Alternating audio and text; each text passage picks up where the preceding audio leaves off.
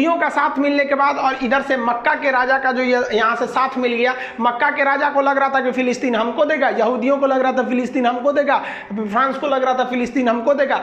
इनका साथ मिलने के बाद 1918 के बाद ये जब युद्ध जीता गया तो 1920 का जब वक्त आया तो ये तुर्की का विभाजन कर दिया गया, बांट लिया सब ये ऑटोमन साम्राज्य को, उधर फ्रांस ले गया, कुछ ये ले गया, कुछ ये ले गया। 1920 तक में इन लोगों ने क्या कर लिया था, इसे बांट लिया था। आप देखेंगे ये एरिया बांट लिया, जैसे मन देख रहे हैं, लग रहा है जैसे केक काटा हुआ है, एकदम बढ़िया से काट कूट के लेके चला गया। अब इसमें ये वाला एरिया आ जाता है फिलिस्तीन वाला।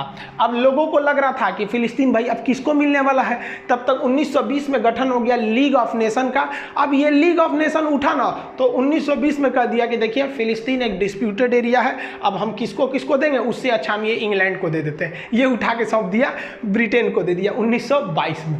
अब ब्रिटेन के लोग सब पूछने लगे फ्रांस हमको दो, सऊदी अरब करा हमको दो, यहूदी हमको दो।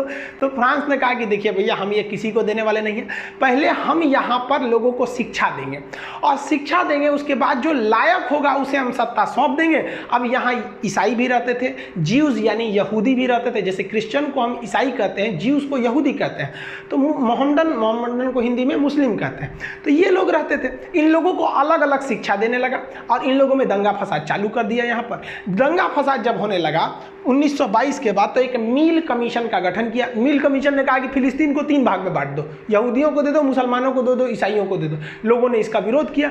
इंग्लैंड जानबूझकर चाहता था कि यहाँ पर एक एरिया हमेशा डिस्टर्ब रहे, क्योंकि इंग्लैंड को पता था कि एशिया का पश्चिमी भाग जिसे हम मिडिल ईस्ट कहते हैं, मिडिल ईस्ट में 17 देश आते हैं, तुर्की, साइप्रस, सीरिया, लेबनान, इजराइल, फिलिस्तीन, जॉर्डन, मिस्र, सऊदी अरब, Yemen, Oman, UAE, Qatar, Bahrain, Kuwait, Iraq, Iran. 17 हो गया, आप गिनते रहिएगा इसको। इसमें देखेंगे तो ये जो मिस्र है ये भले एशिया में नहीं आता है, ये अफ्रीका में आता है, लेकिन मिडिल ईस्ट में इसको भी काउंट किया जाता है। ये सारे मुस्लिम कंट्री थे और इनके पास पेट्रोलियम का बहुत बड़ा भंडार था, खनिज बहुत ज़्यादा थे। तो इंग्लैंड जानता था कि अब हम भले इसको हम लोग क्या करना है कि हमको ये एरिया डिस्टर्ब रखना है ताकि इन लोगों पर हम आराम से कंट्रोल कर सके। तो इंग्लैंड ने इसीलिए ईजाद किया ये वाला एरिया के। इंग्लैंड यहाँ पर दंगा फसाद कराते रहा, कभी शांति नहीं बैठा ताकि इस पूरे एरिया को डिस्टर्ब किया।